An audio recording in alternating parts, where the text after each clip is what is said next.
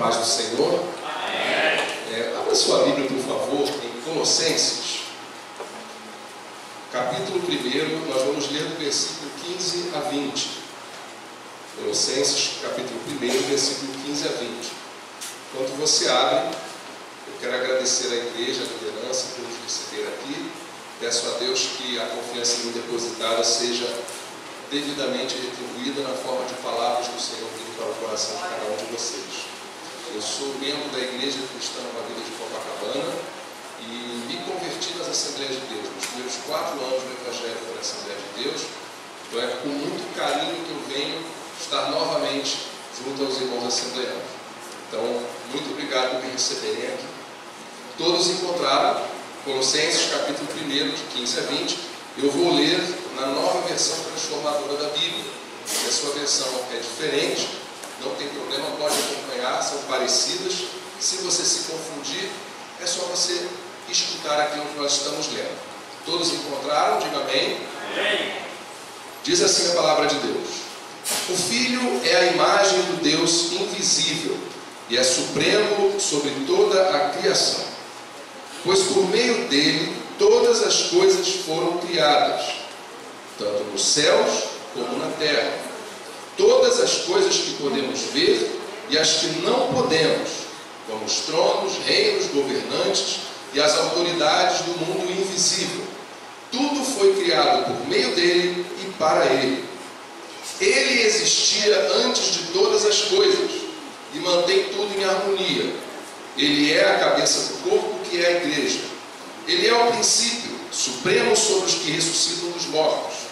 Portanto, ele é primeiro em tudo, pois foi do agrado do Pai que toda a plenitude habitasse no Filho, e por meio dele o Pai reconciliou consigo todas as coisas.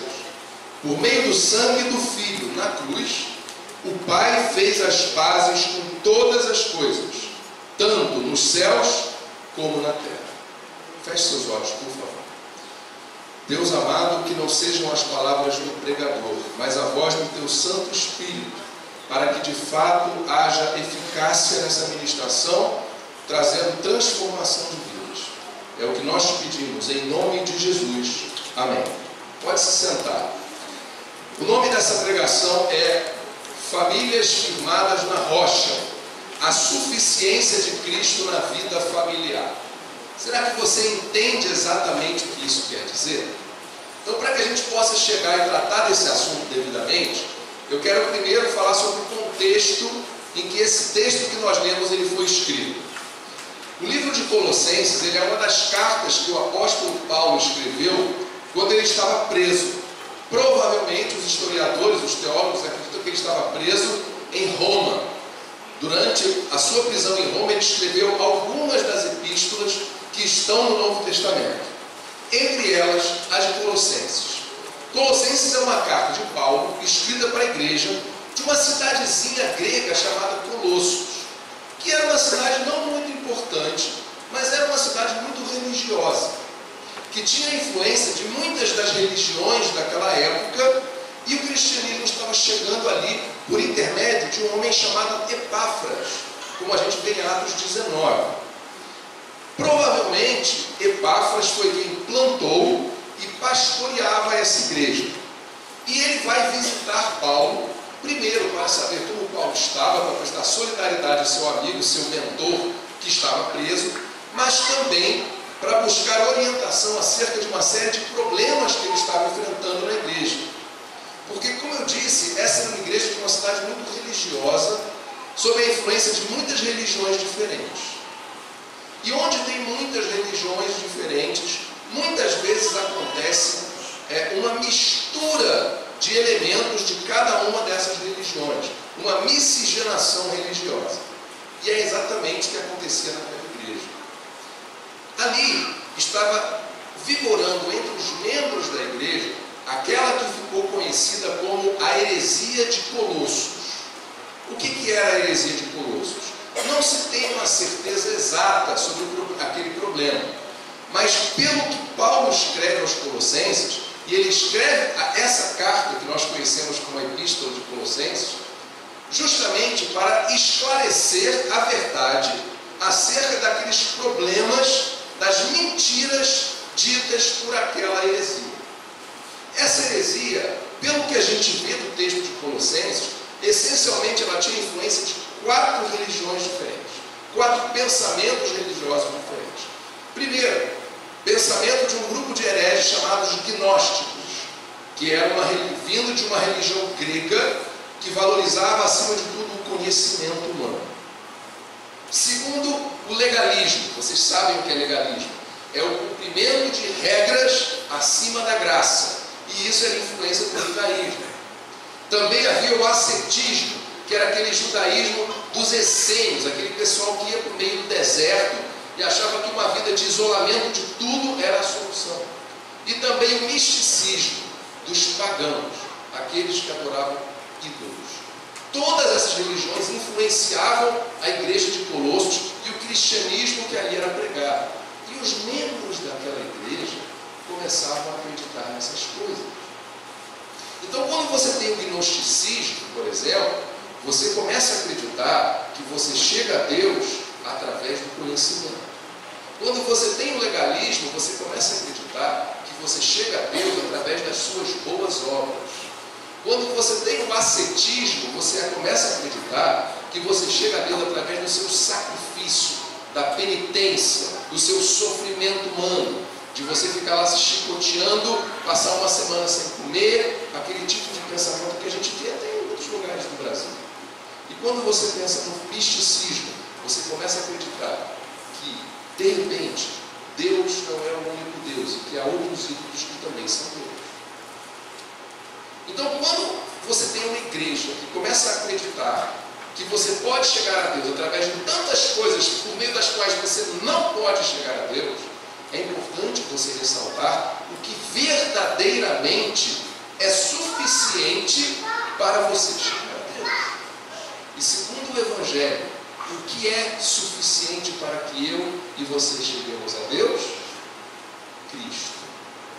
Então Paulo está falando aqui nesse trecho que nós lemos sobre a suficiência de Cristo. O que isso significa? Que em Jesus nós somos plenamente salvos e santificados. Não precisamos de conhecimentos místicos, coisas além do conhecimento humano, um patamar diferencial de entendimento para chegar a Deus. Paulo também está dizendo que nós estamos unidos a Cristo na morte, na ressurreição, plenamente, e não precisamos de nada além de Cristo, e que nele nós estamos completos. Paulo está dizendo que Jesus é o alicerce da nossa vida nesse mundo, e com base nessa união que nós temos com ele, nós mortificamos a velha natureza, nos revestimos da nova, cumprimos os nossos deveres à luz do Evangelho e conseguimos conviver com as outras pessoas. Conclusão: Cristo é suficiente para nós. Essa epístola ela tem 3 aspectos que fazem dela um texto especialmente relevante. Primeiro, de todas as cartas, de todos os livros da Bíblia, é a que fala da pessoa e da obra de Cristo mais do que qualquer outra, inclusive no Novo Testamento. Segundo, Colossenses nos ensina como nós podemos viver o Evangelho diante dos desafios do mundo. E agora preste atenção. Terceiro, porque combate heresias, ensinamentos que estavam errados naquela época, assim como nós precisamos combater hoje. E aí você me pergunta, tá, Maurício, mas o que isso tem a ver com a família? Isso aqui não é um encontro de família? Sim. E agora nós chegamos na questão da família. Assim como na igreja de Colossos daquela época havia muitos ensinamentos errados acerca de muitas coisas, assim também nós hoje vemos muitos ensinamentos errados acerca da vida em família. E é por haver em nosso meio ensinamentos errados acerca da forma, da função, dos propósitos da família que nós temos cometido erros. Então, para que nós possamos caminhar na nossa vida familiar, com a nossa esposa, com o nosso marido, com os nossos filhos, nossa sogra, nossos cunhados, como Deus quer que nós caminhemos, nós temos que identificar esses erros, assim como Paulo fez com os erros da igreja de Colossos, e temos que combatê-los, não apenas de fora, olhando para aqueles que erram e combatendo, mas principalmente olhando para dentro de nós e vendo se nós não temos que mudar alguma coisa na nossa forma de enxergar, entender e agir em família, e que possa estar provocando conflitos. Está claro? Sim ou não? Amém? Muito bem.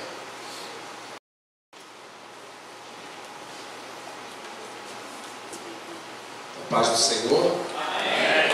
Abra sua Bíblia, por favor, em Colossenses, capítulo 1, nós vamos ler do versículo 15 a 20. Colossenses, capítulo 1, versículo 15 a 20. Enquanto você abre, eu quero agradecer à igreja, à liderança, por nos receber aqui. Peço a Deus que a confiança em mim depositada seja devidamente retribuída na forma de palavras do Senhor vindo para o coração de cada um de vocês. Eu sou membro da Igreja Cristã Nova Vida de Copacabana e me converti nas Assembleias de Deus. Nos primeiros 4 anos do Evangelho foi na Assembleia de Deus. Então é com muito carinho que eu venho estar novamente junto aos irmãos assembleanos. Então, muito obrigado por me receberem aqui. Todos encontraram Colossenses, capítulo 1, de 15 a 20.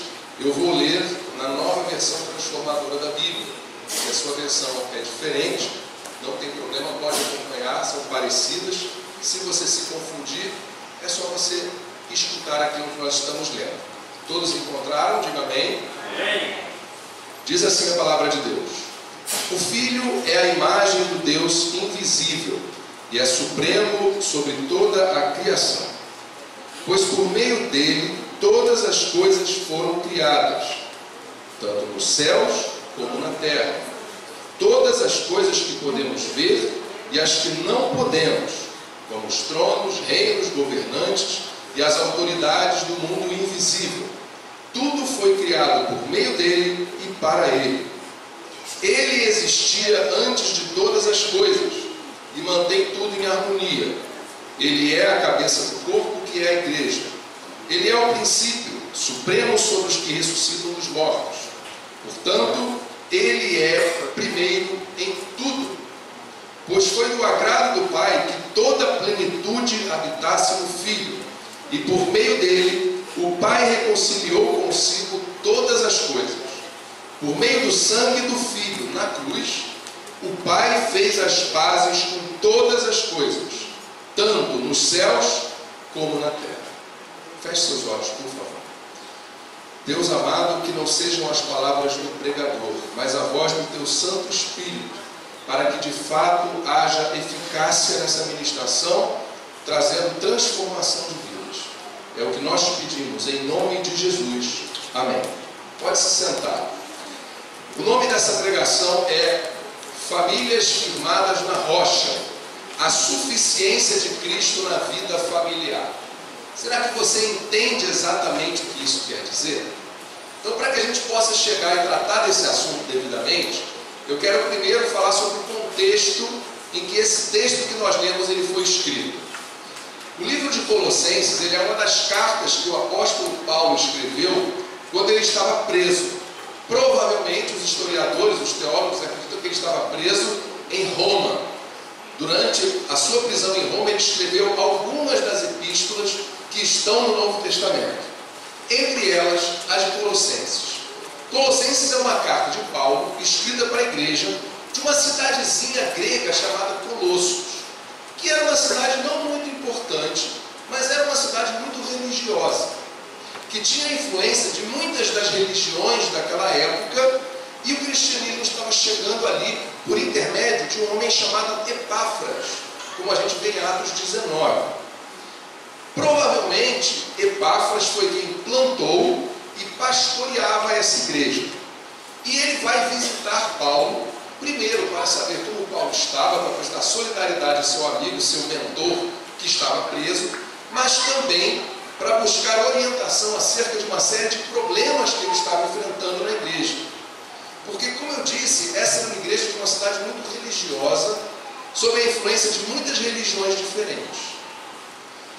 tem muitas religiões diferentes, muitas vezes acontece uma mistura de elementos de cada uma dessas religiões, uma miscigenação religiosa. E é exatamente o que acontecia naquela igreja. Ali estava vigorando entre os membros da igreja aquela que ficou conhecida como a heresia de Colossos. O que era a heresia de Colossos? Não se tem uma certeza exata sobre aquele problema, mas pelo que Paulo escreve aos Colossenses, e ele escreve essa carta que nós conhecemos como a Epístola de Colossenses, justamente para esclarecer a verdade acerca daqueles problemas, das mentiras ditas por aquela heresia. Essa heresia, pelo que a gente vê do texto de Colossenses, essencialmente ela tinha influência de 4 religiões diferentes, 4 pensamentos religiosos diferentes. Primeiro, pensamento de um grupo de hereges chamados gnósticos, que era vindo de uma religião grega que valorizava acima de tudo o conhecimento humano. Segundo, o legalismo. Vocês sabem o que é legalismo? É o cumprimento de regras acima da graça, e isso era influência do judaísmo. Também havia o ascetismo, que era aquele judaísmo dos essênios, aquele pessoal que ia para o meio do deserto e achava que uma vida de isolamento de tudo era a solução. E também o misticismo dos pagãos, aqueles que adoravam ídolos. Todas essas religiões influenciavam a igreja de Colossos e o cristianismo que ali era pregado. E os membros daquela igreja começavam a acreditar nessas coisas. Então, quando você tem o gnosticismo, por exemplo, você começa a acreditar que você chega a Deus através do conhecimento. Quando você tem o legalismo, você começa a acreditar que você chega a Deus através das suas boas obras. Quando você tem o ascetismo, você começa a acreditar que você chega a Deus através do seu sacrifício, da penitência, do seu sofrimento humano, de você ficar lá se chicoteando, passar uma semana sem comer, aquele tipo de pensamento que a gente vê até em outros lugares do Brasil. E quando você pensa no misticismo, você começa a acreditar que, de repente, Deus não é o único Deus e que há outros ídolos que também são Deus. Então, quando você tem uma igreja que começa a acreditar que você pode chegar a Deus através de tantas coisas por meio das quais você não pode chegar a Deus, é importante você ressaltar o que verdadeiramente é suficiente para você chegar a Deus. E segundo o Evangelho, o que é suficiente para que eu e você cheguemos a Deus? Cristo. Então Paulo está falando aqui nesse trecho que nós lemos sobre a suficiência de Cristo. O que isso significa? Que em Jesus nós somos plenamente salvos e santificados. Não precisamos de conhecimentos místicos, coisas além do conhecimento humano, um patamar diferencial de entendimento para chegar a Deus. Paulo também está dizendo que nós estamos unidos a Cristo na morte e na ressurreição plenamente e não precisamos de nada além de Cristo. E que nele nós estamos completos. Paulo está dizendo que Jesus é o alicerce da nossa vida nesse mundo. E com base nessa união que nós temos com Ele, nós mortificamos a velha natureza, nos revestimos da nova, cumprimos os nossos deveres à luz do Evangelho e conseguimos conviver com as outras pessoas. Conclusão: Cristo é suficiente para nós. Essa epístola ela tem 3 aspectos que fazem dela um texto especialmente relevante. Primeiro, de todas as cartas, de todos os livros da Bíblia, é a que fala da pessoa e da obra de Cristo mais do que qualquer outra, inclusive no Novo Testamento. Segundo, Colossenses nos ensina como nós podemos viver o Evangelho diante dos desafios do mundo. E agora preste atenção. Terceiro, porque combate heresias, ensinamentos que estavam errados naquela época, assim como nós precisamos combater hoje. E aí você me pergunta, tá bom, isso, mas o que isso tem a ver com a família? Isso aqui não é um encontro de família? Sim. E agora nós chegamos na questão da família. Assim como na igreja de Colossos daquela época havia muitos ensinamentos errados acerca de muitas coisas, assim também nós hoje vemos muitos ensinamentos errados acerca da vida em família. E é por haver em nosso meio ensinamentos errados acerca da forma, da função, dos propósitos da família que nós temos cometido erros. Então, para que nós possamos caminhar na nossa vida familiar, com a nossa esposa, com o nosso marido, com os nossos filhos, nossa sogra, nossos cunhados, como Deus quer que nós caminhemos, nós temos que identificar esses erros, assim como Paulo fez com os erros da igreja de Colossos, e temos que combatê-los, não apenas de fora, olhando para aqueles que erram e combatendo, mas principalmente olhando para dentro de nós e vendo se nós não temos que mudar alguma coisa na nossa forma de enxergar, entender e agir em família e que possa estar provocando conflitos. Está claro? Sim ou não? Amém? Muito bem. A partir desse texto de Colossenses, nós podemos observar 5 aspectos que eu gosto de chamar de os 5 alicerces, já que nós estamos falando de famílias firmadas na rocha, e aqui a gente está usando aquela metáfora, aquela imagem bíblica de uma casa construída sobre a rocha, que precisa ter alicerces firmes para permanecer de pé. E eu quero ver 5 alicerces da família que nós podemos extrair a partir desse trecho de Colossenses. E eu quero convidar, caso você tenha fechado a sua Bíblia, a abrir novamente nesse trecho, porque nós vamos expor o texto e vamos acompanhar novamente essa leitura. Volto a dizer, Colossenses capítulo 1, versículos 15 a 20.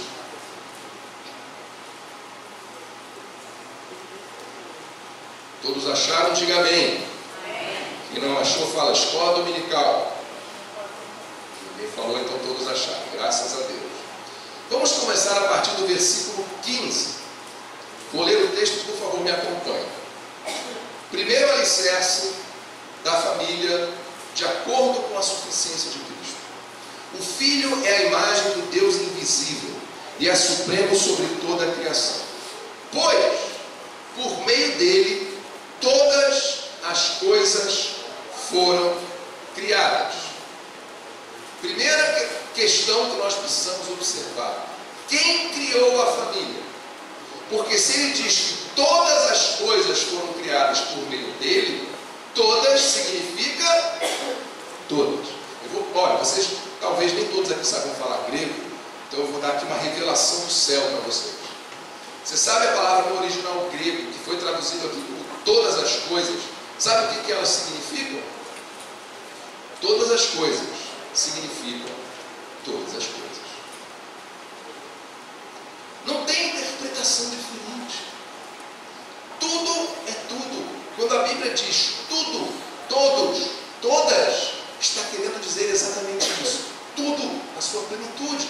Então, se o texto diz que por meio de Cristo todas as coisas foram criadas, são todas, inclusive a família. Nós vemos lá em Gênesis o ato da criação da família, com Adão, com Eva, com a formação do primeiro casal. Quem os criou?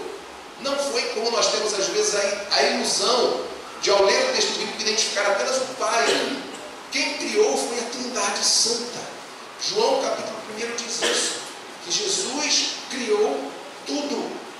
Então o projeto de família foi idealizado e foi implementado por Cristo, por Jesus de Nazaré, antes da sua encarnação, naturalmente. Então, o primeiro ponto é: Cristo criou a família.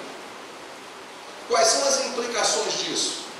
Se Cristo criou a família deve seguir os padrões de Cristo. Qual é a relevância disso hoje?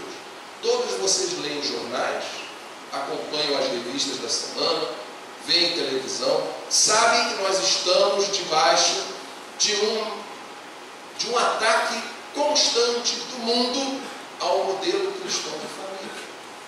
Hoje querem nos convencer e nos obrigar a concordar que família é um modelo diferente daquele que Deus estabeleceu. Estão querendo nos obrigar a crer que você pode, por exemplo, juntar pessoas do mesmo sexo e que aquilo é um casamento. Biblicamente, não é um casamento. Pode ser que pela força de uma lei ou de alguma legislação, alguém chame de casamento aquilo. À luz da Bíblia, não é. Isto não é homofobia, isto é cristianismo.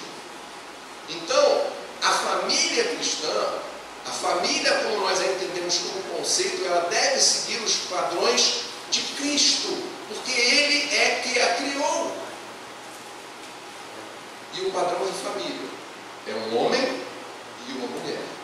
Então isso é um conjunto. E é claro, aqui nós vamos ter diversas formatações. Alguns casais não têm filhos, outros casais têm filhos. De repente, algum dos pais morre e há um novo casamento com o padrasto, continua sendo família. Mas o modelo primordial é aquele: um homem e uma mulher, e aquilo que está por deles. Mas o mundo quer nos dizer que família não é isso. E aí no seu trabalho, se você defende os valores cristãos, você sofre bullying. Entre os seus amigos você é visto como homofóbico, careta, tapado, atrasado, medieval. Agora, nós temos que saber que bem-aventurados somos nós quando nos perseguirem por amor a Cristo. Então nós temos que ter muito firme na nossa convicção o entendimento de que uma família, para ser firmada na rocha, ela tem que ser firmada de acordo com os padrões desta rocha. E quando nós temos Cristo suficientemente como o nosso determinador do que é uma família, nós vamos entender que nós teremos que ter uma posição firme contra os padrões do mundo. Então, se o primeiro alicerce é que Cristo criou a família, consequentemente, a suficiência de Cristo na família nos faz vencer o mundo. Você pode dizer isso? A suficiência de Cristo na família nos faz vencer o mundo? Pode dizer? Diga comigo. A suficiência de Cristo na família nos faz vencer o mundo. O que isso quer dizer? Quando você tem Cristo como único e suficiente padrão, fonte do que é o conceito de família, você vence os falsos conceitos do mundo, porque eles não são os conceitos de Cristo. Amém? Muito bem. Segundo alicerce, vamos continuar no versículo 16, no finalzinho que eu pulei ali. Eu vou ler do começo do 15 só para dar o contexto, tá bem? A gente vai do 15 até o 16. O Filho é a imagem do Deus invisível e é supremo sobre toda a criação. Pois por meio dele todas as coisas foram criadas, tanto nos céus como na terra. Todas as coisas que podemos ver e as que não podemos, como os tronos, reinos, governantes e as autoridades do mundo invisível. Atenção agora. Tudo foi criado por meio dele e para ele. Segundo alicerce de uma família que está apoiada na rocha que é Cristo. Cristo criou a família para quê? Para si. Cristo criou a família para si. Tudo foi criado para Ele. Deus criou o universo, as constelações, o mar, as amebas, os passarinhos, os hipopótamos, os pregos, as montanhas, para Ele. Você foi criado para Cristo. Você não foi criado para si mesmo. E foi aí que Satanás pisou na bola, porque ele achou que a missão dele independia de Deus. E ele se ensoberbeceu. Eu fui criado para mim. E não é isso que a Bíblia nos diz. Todos fomos criados para Cristo e para a glória de Cristo. Então, o casamento, consequentemente, também tem como o alvo Cristo. Quais são os desdobramentos que isso traz? Geralmente, quando você casa, você está pensando, sabe em quem? Em você. A noiva vai 30 vezes na costureira para ver se aquele vestido branco está direitinho do jeito que ela quer, porque essa é a minha noite. É a noite que eu vou atravessar o salão e todos vão ficar me olhando e eu vou casar e vai ser lindo, maravilhoso. Nós casamos pensando em nós. Essa é que é a verdade. Nós casamos porque nós queremos ser felizes. E aí o propósito da formação da nossa família na nossa cabeça somos nós mesmos. A nossa alegria, a nossa felicidade. Nós somos o alvo, nós somos a razão, nós somos a causa e a consequência do casamento. Mas biblicamente, o casamento, a família, foi formado para Cristo. Então, o objetivo da minha família e o objetivo da sua família não é nos satisfazer. Eu não formo uma família para eu ficar feliz. Eu formo uma família como uma consequência de um projeto que Cristo criou para si. Porque a família, ela dedica a Cristo. A família que se une a outras famílias numa igreja, vão formar uma igreja que se dedica a Cristo. As famílias que se unem numa sociedade, elas criam uma sociedade voltada para Cristo, para a glória de Cristo. Mas nós, seres humanos, achamos que tudo é sobre nós. Nós nos colocamos no pináculo do tempo. Deus, por que o Senhor não me abençoa?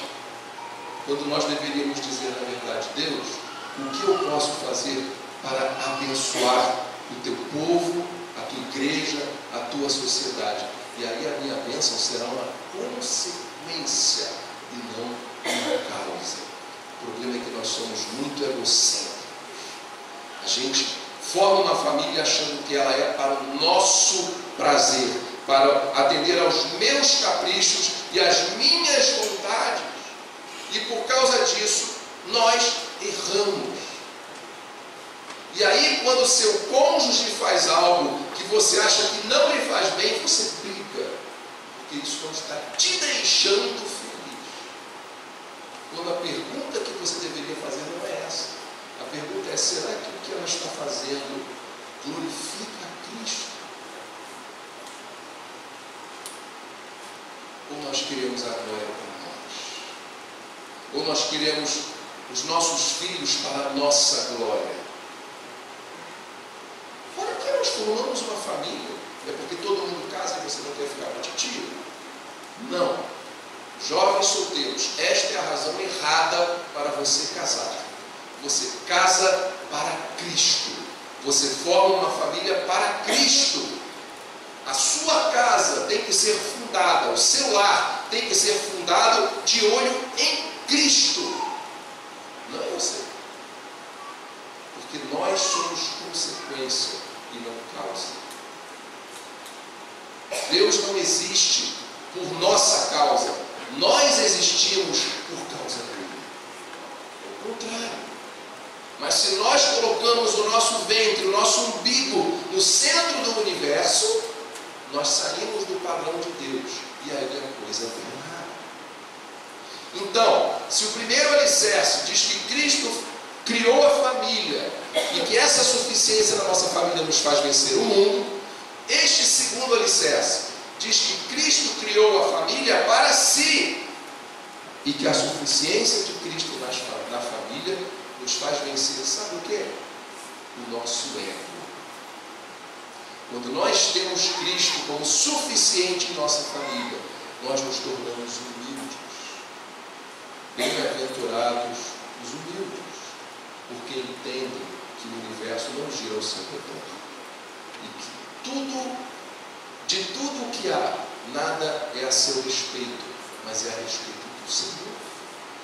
E aqui entendam, quando você faz tudo para a glória de Deus, Deus tem prazer de te abençoar. Mas isso não pode ser a causa, isso é a consequência. Entendem a diferença? Essa é a diferença. Então, se você tem Cristo como suficiente na tua vida familiar, você vence o mundo e você vence o teu ego. Terceiro ponto, leia por favor o versículo 17. Diz assim: ele quem? Jesus, existia antes de todas as coisas e mantém tudo em harmonia. Novamente, sabe o que tudo significa aqui no original em grego? Tudo significa tudo. Tudo significa tudo. Então, se Cristo mantém tudo em harmonia, vocês sabem qual é a definição de harmonia? Eu fui ao dicionário procurar.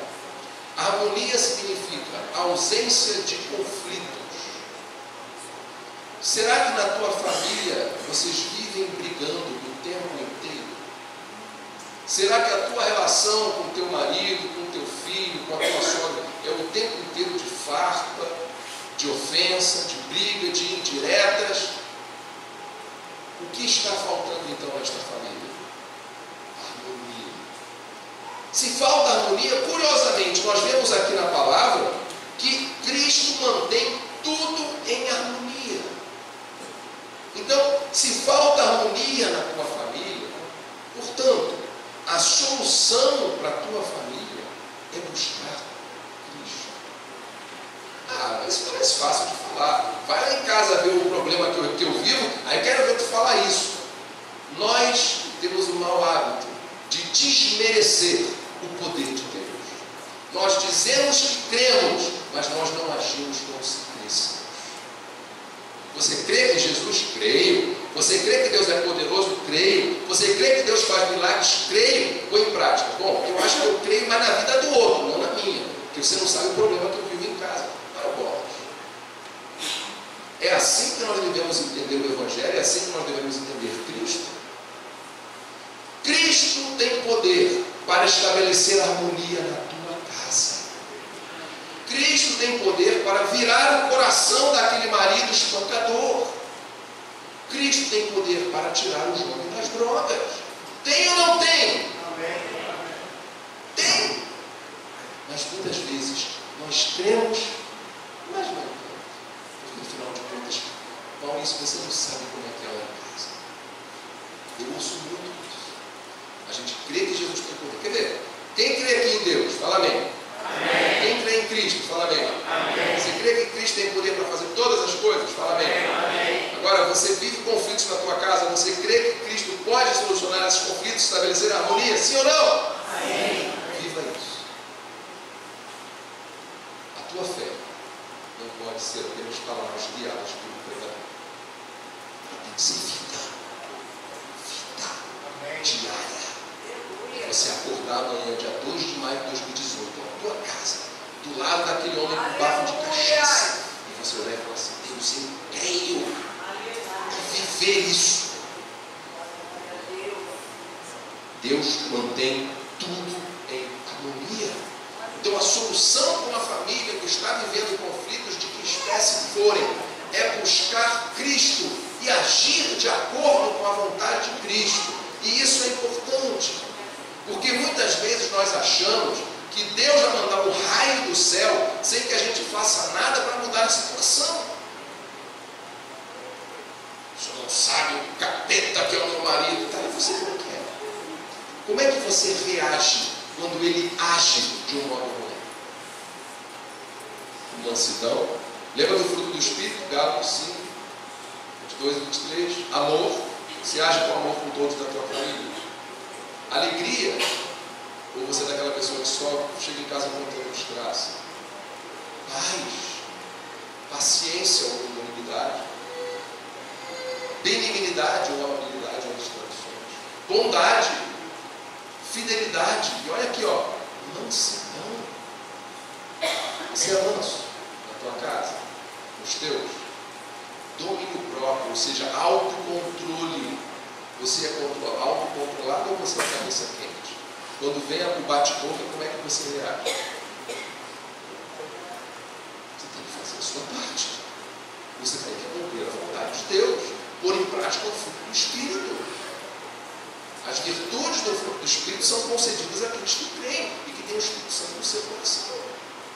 Ou você está conformado em ser como você é? Tem aquela mentira que foi inventada que diz: Deus muda o caráter, mas não o temperamento. Isso é besteira. O fruto do Espírito fala tanto de caráter quanto de temperamento. Mansidão é o quê? É caráter ou temperamento? É temperamento. Então a gente tem aquela desculpa gospel. Deus sabe que eu sou sanguíneo, então Ele mudou meu caráter, mas Ele sabe que eu sou crente, mas não sou banana. Você está mal. Isso é uma desculpa esfarrapada para você continuar sendo uma pessoa tão desagradável quanto antes da conversão, só que agora você vem no clube.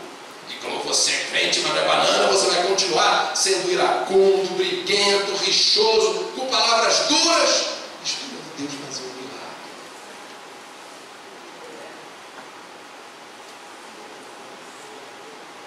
A suficiência de Cristo na família nos faz vencer o mundo, nos faz vencer o ego e nos faz vencer os conflitos familiares. Busque Cristo. Busque Cristo. A solução está em Cristo. E não apenas no culto. O culto é um momento especial em semana. Depois que você vai para casa, o culto continua. E Cristo segue ao teu lado. E você segue seu em frente. Viva isso. Quarto alicerce, versículo 18. Ele é a cabeça do corpo, que é a igreja. Ele é o princípio supremo sobre os que ressuscitam dos mortos. Portanto, ele é o primeiro em tudo. Primeiro, a palavra grega que foi traduzida aqui como primeiro, ela transmite a ideia de uma pessoa que num ranking está em primeiro lugar. Entre tantos, ela está em primeiro lugar, em lugar de proeminência, em lugar de destaque, em lugar de influência. Então, se Cristo é o primeiro em tudo, o quarto alicerce é: Cristo deve ser a prioridade em tudo na família. Vou procurar um emprego. O que isso tem a ver com Cristo? Você tem que se fazer essa pergunta. Vou fazer uma festa aqui em casa. O que Cristo tem a ver com isso? Então você tem que entender que, como o mais importante, o prioritário na vida da tua família, Cristo tem que ser levado em conta em tudo. Como fazer isto vai contribuir para a glória de Deus? E aqui é importante a gente falar isso, porque muitas vezes na família nós começamos a priorizar muitas coisas e muitas pessoas que não são Cristo. E eu vou dar um exemplo para você. Nós já falamos aqui de quando você se põe no centro da família. A família é meu respeito. Mas muitas vezes não é a você próprio, não é o teu ego que você exalta quando você fala de família. São os outros. Você quer ver uma frase que virou moda no meio evangélico e que todo mundo repete? É assim: você não casou para ser feliz, você casou para fazer o seu cônjuge feliz. Vocês já ouviram isso? Sim ou não? Aí eu te pergunto, onde na Bíblia está dizendo isso? Onde está dizendo isso? Alguém sabe me apontar na Bíblia? Base bíblica para essa afirmação. Isto é uma frase bonita, poética, legal, porque afinal de contas abate o teu ego, mas não é uma frase bíblica. O teu propósito para se casar não é fazer o teu cônjuge feliz. O teu cônjuge não é a prioridade na tua família. Estão chocados? Pior, os teus filhos não são a prioridade na tua família. Porque é muito comum, principalmente entre as mães, nasce o filho e o filho se torna o bezerro de ouro. Muitas mulheres deixam o marido de lado quando nasce o filho. Desarmonia no lar, porque estão vivendo um modelo de família diferente do bíblico. Aí você me pergunta: peraí, Maurício, mas então, se a família não é sobre mim, não é sobre os meus filhos, não é sobre o meu cônjuge, se eu não casei para fazer o meu cônjuge feliz, qual é então a razão da família? Aí eu vou para Romanos, não precisa abrir não, confia que eu vou ler o texto como está lá. Romanos 8, de 28 a 29. Diz assim: e sabemos que Deus faz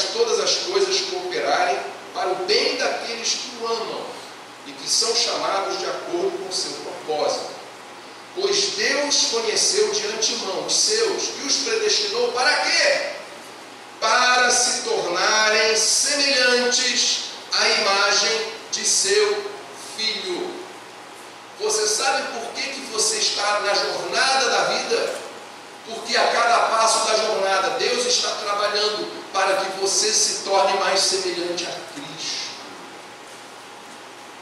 Deus está preocupado em fazer seus filhos serem parecidos com o seu unigênito.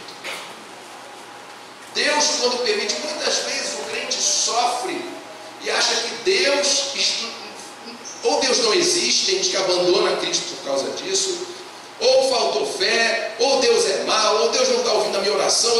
Às vezes Deus está permitindo que você sofra, para que você seja lapidado, que você seja depurado pelo fogo. Para quê? Para se tornar mais semelhante a Cristo. Amém. Veja o espinho na carne de Paulo. Paulo vê revelações extraordinárias do céu. E ele explica que aí veio um emissário de Satanás, que esbofeteia ele na cara, que ele chama de espinho na carne. E ele diz que ele sabe por quê.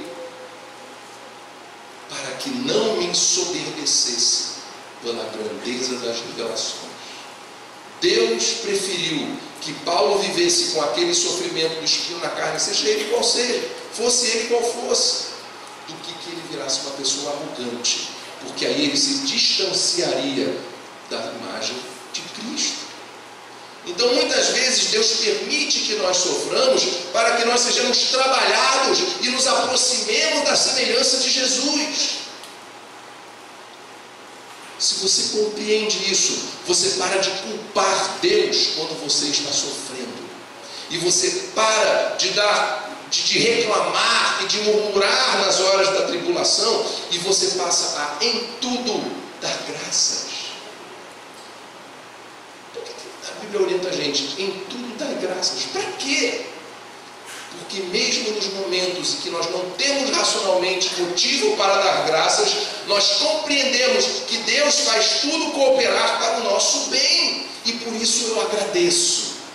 Deus, eu estou sofrendo, mas eu sei que o meu Redentor vive. Isso não muda o fato de quem Deus é, isso não muda o amor de Deus por mim. E se tudo tem como função nos moldar à semelhança de Cristo, o casamento também tem. Então você não casou para fazer o teu cônjuge feliz. Você casou para que na dinâmica da sua família, em tudo o que você vive com a sua esposa, com o seu marido, com os seus filhos, com a tua sogra, você nas suas experiências de vida seja trabalhado por Deus para se moldar à imagem de Cristo.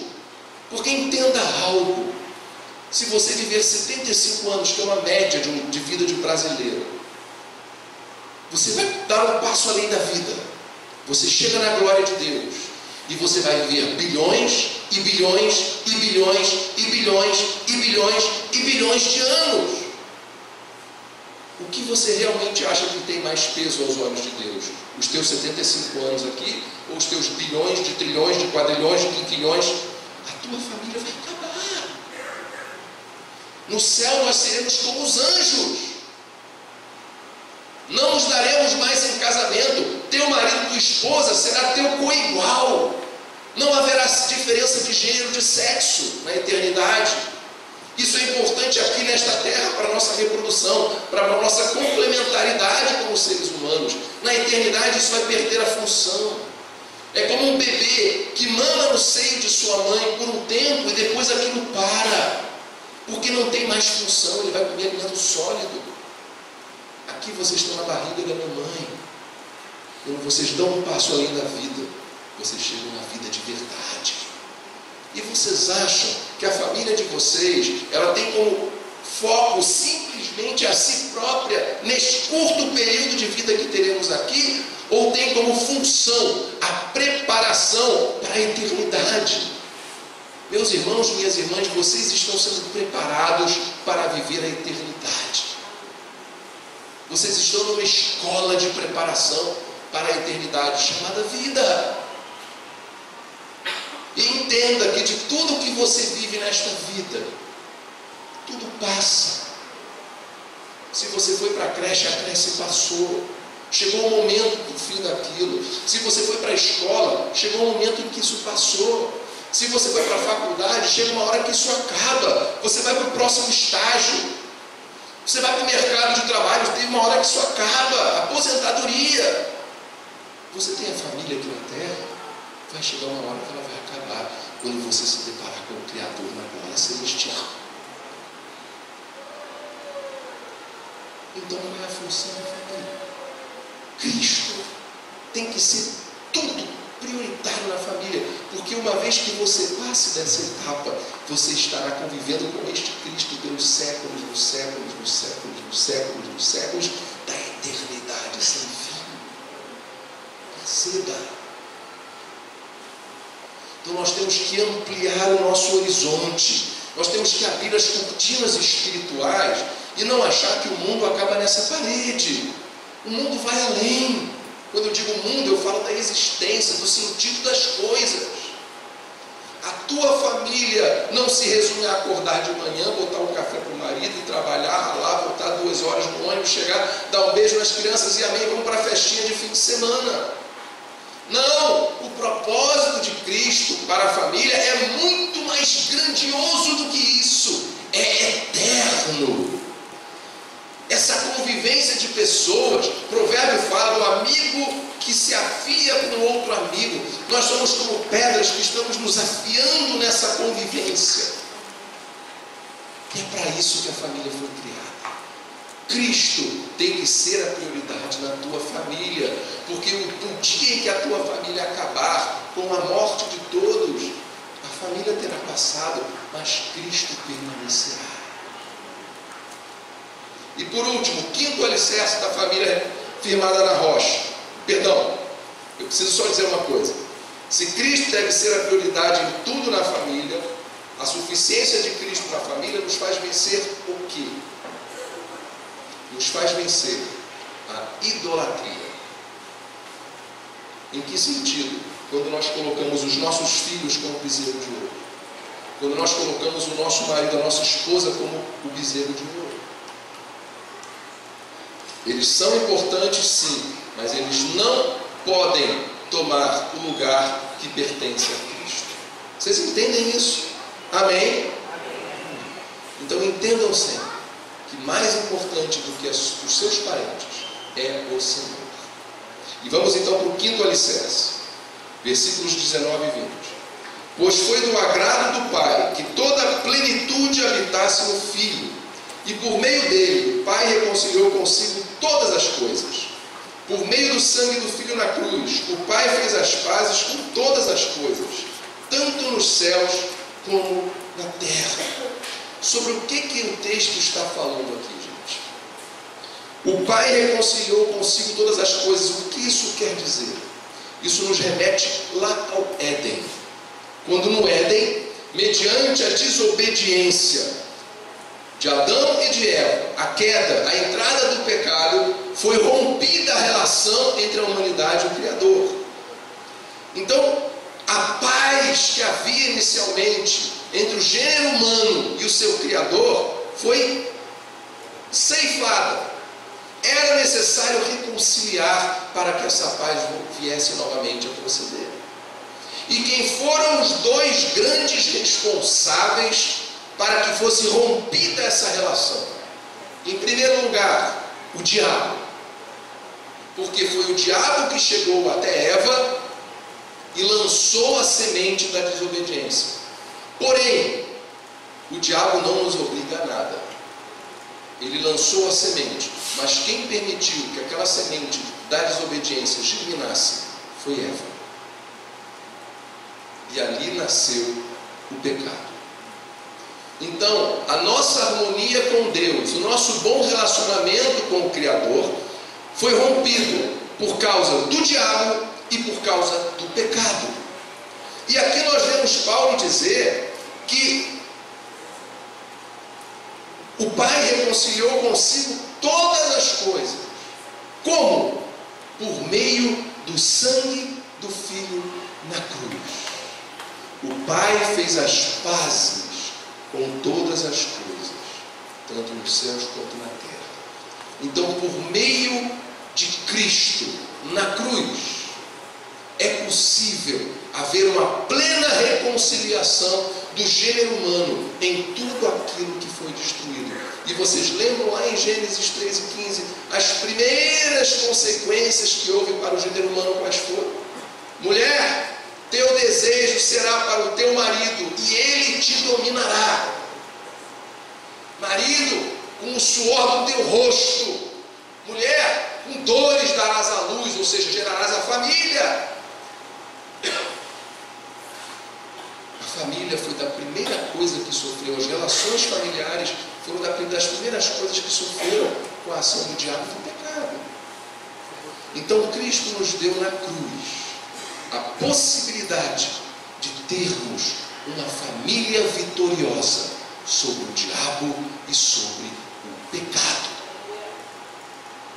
Nós vemos muitas vezes a gente culpar o diabo por problemas que acontecem na família. E culpam bem, porque ele está o tempo inteiro militando contra a sua família.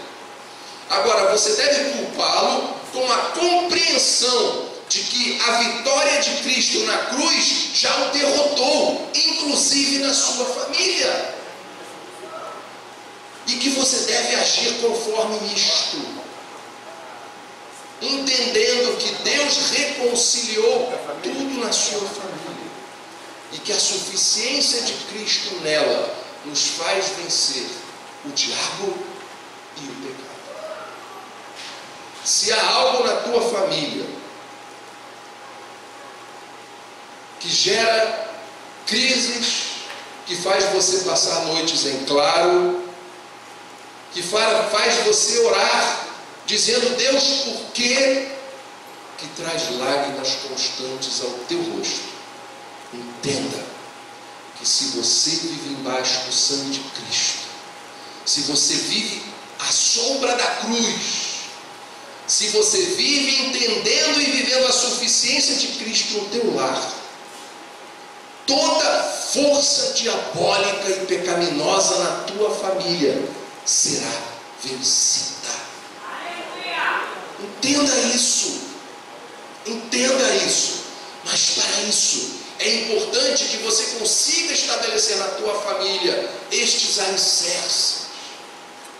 Compreender que a família é criação de Cristo, que a família foi criada por Cristo para si, que Cristo é quem estabelece a harmonia no lar, que Cristo deve ser prioridade em tudo na família, e que Cristo nos deu a possibilidade de sermos vitoriosos sobre as forças do mal e sobre o nosso próprio pecado. Tua família estará firme sobre a rocha. Eu poderia chegar aqui, gente, e fazer um seminário com um monte de piadinhas sobre família, falando que a mulher tem que ser submissa, que o marido tem que amar ao marido como ao Senhor, tudo isso é verdade. Mas aqui eu quero buscar a essência do que é a família, porque nós estamos falando de alicerces, de uma base sólida sobre a rocha. As coisas do dia a dia estão nos patamares superiores. A base é isto, é a suficiência de Cristo na tua família. Então, meu irmão, minha irmã, lembre-se e reflita sobre isso, que a suficiência de Cristo na família nos faz vencer primeiro o mundo. Diga isso: Cristo na minha família me faz vencer o mundo. Diga: Cristo na minha família me faz vencer o mundo. Diga: Cristo na minha família faz eu vencer o meu ego. Cristo na minha família faz eu vencer o meu ego. Cristo na minha família me faz vencer os conflitos. Cristo na minha família faz vencer os conflitos. Cristo na minha família me faz vencer a idolatria. Cristo na minha família me faz vencer a idolatria. E por fim, Cristo na minha família me faz vencer o pecado e o diabo. Cristo na minha família me faz vencer o pecado e o diabo. Feche os seus olhos, por favor, e fique de pé.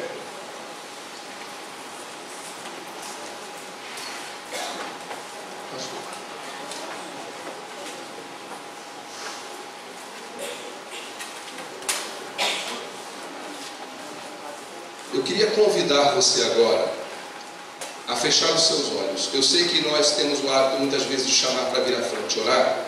Eu não tenho esse hábito, eu explico por quê. Muitas vezes a pessoa fica com vergonha, porque acha que o irmão vai ver que tem alguma coisa na sua casa. Então eu quero pedir o seguinte, que todos nós fechemos os nossos olhos, sem não ter nada de místico nisso. É simplesmente para que a pessoa não se envergonhe de você estar fazendo uma oração. Fechemos, por favor, todos os nossos olhos. E se você percebe que na tua família há algo que precisa ser vencido e que a vitória para isso é a presença de Cristo, e esta vitória ainda não aconteceu, por favor, todos os olhos fechados, coloque a mão no teu coração. Coloque agora diante de Deus em silêncio, em oração silenciosa, a situação que você está vivendo. O que é que está faltando? Será que as prioridades estão invertidas? Será que há conflitos? Será que há falta de harmonia? Será que o pecado tem imperado no teu lar? Qual é a questão que precisa ser solucionada? Seja ela qual for, a resposta é uma só: Cristo. Ele é suficiente. Então nós vamos orar agora por essa causa que você está colocando. E você vai agora pedir a Deus que faça-se presente na pessoa de Cristo, nesta área específica, para que assim você possa vencer aquilo que precisa ser vencido para a glória do nome de Cristo. Ore ao Senhor. Deus amado, em nome de Jesus Cristo, nós queremos agora colocar diante de Ti a nossa família, a família de cada irmão, a família de cada irmã, sabendo que Tu tens propósito na vida de cada um, e que Tu não formaste as famílias que aqui estão representadas para que elas sejam propósitos e funções em si mesmas, mas que elas existam para a glória de Deus, para a Tua glória, Senhor. E por isso, nós precisamos ter famílias ajustadas ao Teu modelo. Nós precisamos ter famílias que Te vejam como o cerne de tudo. Nós precisamos de famílias que vivam em harmonia, que vençam os conflitos pela Tua presença, Senhor. Por isso, em nome de Jesus, faz-te presente no lar de cada um, na área que é necessária na vida de cada pessoa aqui representada. Se for na área da harmonia, que assim se faça. Que Tu que trazes harmonia para tudo, faça harmonia nesse lar. Que Tu venças, ó Deus, com o Teu poder, aquele diabo insignificante que tentou Eva e hoje nos tenta. Tu tens poder para vencê-lo e colocá-lo debaixo dos Teus pés, Senhor. Em nome de Jesus, que a Tua presença espante as trevas, que a luz da cruz de Cristo seja superior à escuridão que existe na família de cada um aqui, seja um parente, seja no próprio coração, seja pela influência externa, que a Tua luz brilhe e que haja vitória em Teu nome, Senhor, para que haja glória do nome do Senhor, para que haja de fato exaltação por intermédio da vida daqueles que Te servem, e que este mundo que está aí fora veja a diferença que Tu fazes, e que Tu, somente Tu, és suficiente na vida de cada um de nós e na vida de nossas famílias.